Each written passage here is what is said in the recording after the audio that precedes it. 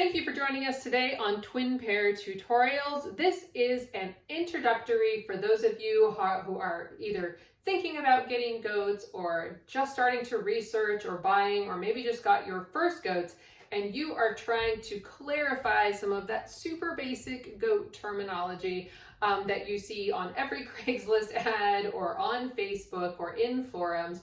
And I just want to demystify that for you.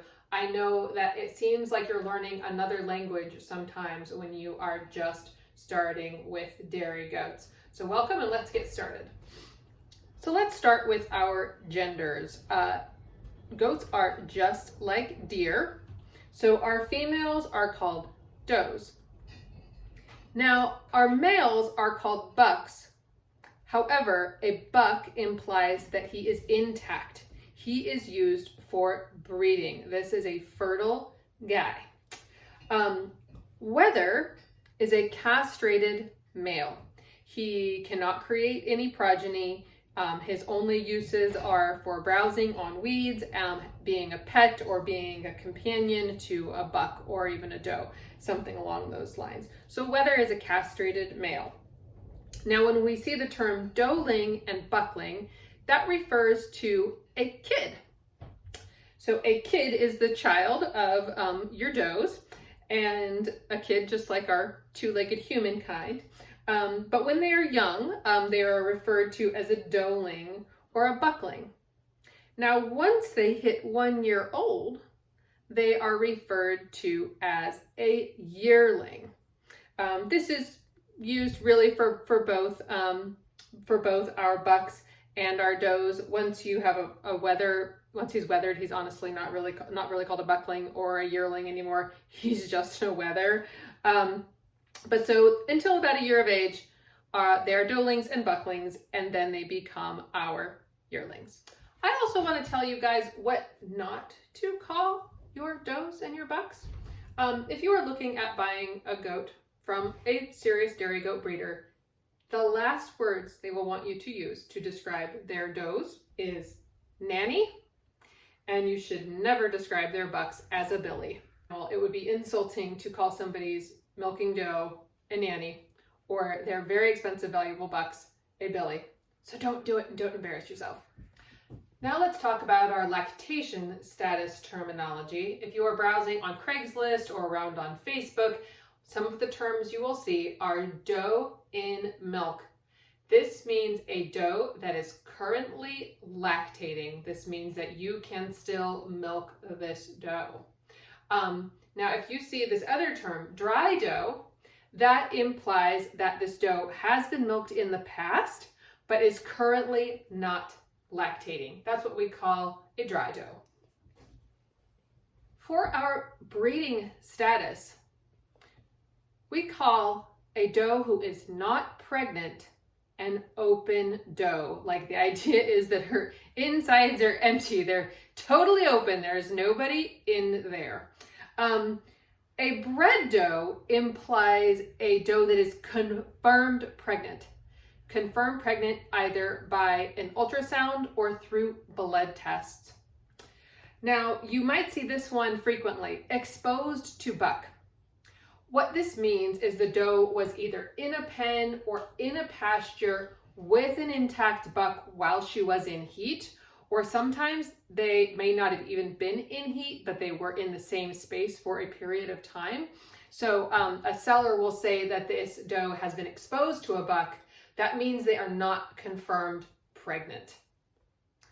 So let's talk about some lactation terminology. This gets a little confusing when you are first starting, but it's pretty simple. You get the hang of it pretty fast. So lactation is also used interchangeably with the term freshen.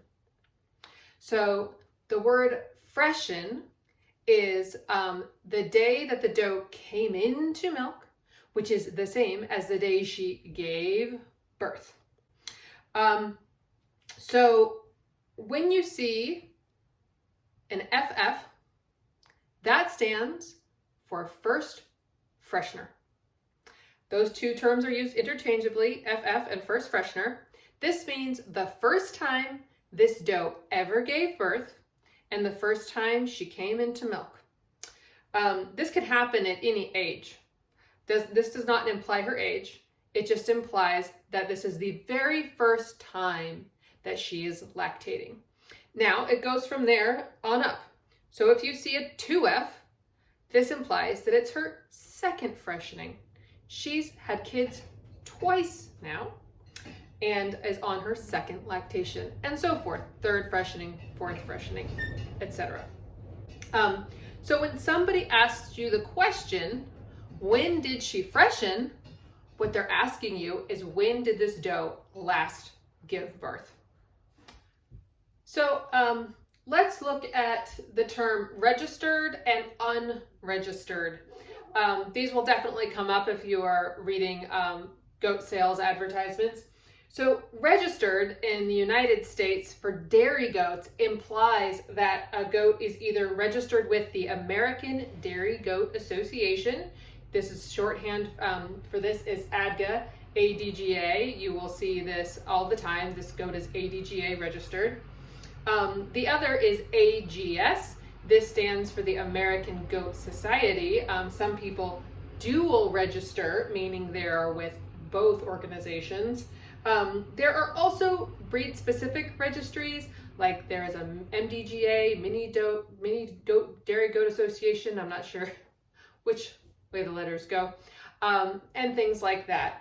So what a registered animal implies is that all of the relatives of this goat are documented. They are documented to be in their breed. You can look back at their genealogy for years and years and know who their grandma and great grandpa are on both sides of this animal's pedigree. If they're registered, you can prove who this animal is, who their relatives are, and they come with a piece of paper that proves that they are this registered animal. Registered animals cost more for good reason, and this is the right path for some people.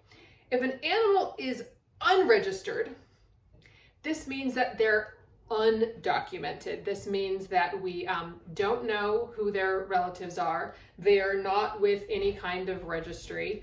And there are a few reasons that they might be undocumented.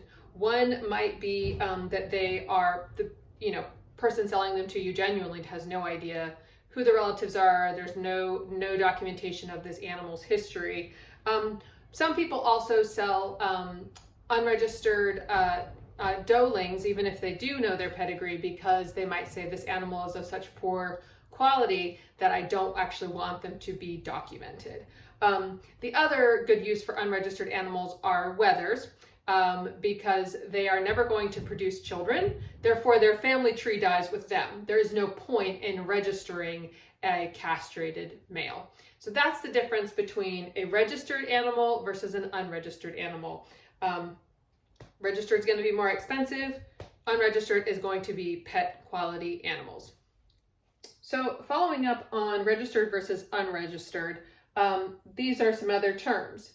Purebred implies that this animal is out of two parents of the same breed, and that all of their respective grandparents and great-grandparents, at least 7 generations back, are all of the same breed. So if I'm selling a purebred Nigerian dwarf doeling, her parents are both Nigerian dwarf, her grandparents are both purebred Nigerian dwarf, and great-grandparents, and so forth. Experimental can actually be registered. This is when you have 2 purebred animals who are registered of different breeds. So let's say you breed a purebred Saanen to a purebred Nubian. They can actually be registered as experimental. But again, we have all the documentation on both sides of the family tree. So each of those 50%, this kid is 50% one breed and 50% the other. This is only true in standard size breeds. You cannot do experimentals in Nigerians. They can only be purebred to be registered. Grade is referred to as kind of unofficial purebred, meaning that they don't, some of the documentation is missing in this animal's pedigree, so they can't be registered as purebred or experimental. That is what we call a grade. And then you see more commonly for people who maybe aren't breeding purebred or registered animals, maybe some unbred animals, they say they have a, a Kiko Nubian cross. So cross just implying that they've bred two animals of different breeds together. This is a terminology used for unregistered animals, and you have no idea what kind of animals are really in this animal's background. So they just call it a cross. So last, let's talk about some physical characteristics. Again, in some advertisements, you're gonna see a few different things. One is horned. This means that this animal still has its whole horn system intact. Disbudded means that this animal's horn buds were burned when it was a baby, and implying that it will not grow horns, will not and should not grow horns. Most purebred registered animals are disbudded because horns are a disqualification for things like showing and linear appraisal. So that's what disbudded means. They should not grow horns unless a veterinarian did a terrible job and they grow some horns anyway. Polled means that this goat genetically will not grow horns. Their heads kind of feel like camels. They have like a little hump there, but polled means they are naturally hornless. And I just thought of one I missed. Scur. So a scur is very common, if almost impossible to avoid, in bucks, in intact bucks. So a scur is when you have a disbudded goat who grows back part of a horn later in their life. That is called a scur. So sometimes the scurs can get really gnarly and need to be handled or trimmed down. Scurring, if somebody says there's some scurring, it means there's some kind of rehorn growth. They don't grow into full sets of horns, but a little bit of horn growth back is called a scur. Thank you so much for joining us today here on Twin Pair Tutorials. If you found this tutorial helpful, please do check out our other videos and consider joining us on Patreon. This is a Patreon supported channel. You can find us at patreon.com/twinpairfarm, and we are supported by dairy goat farmers just like you who are either on their journey, getting ready for their journey, or just really want to support dairy goat education. I believe that a more informed goat owner in turn has a healthier goat and ultimately a happier life. Thanks for watching.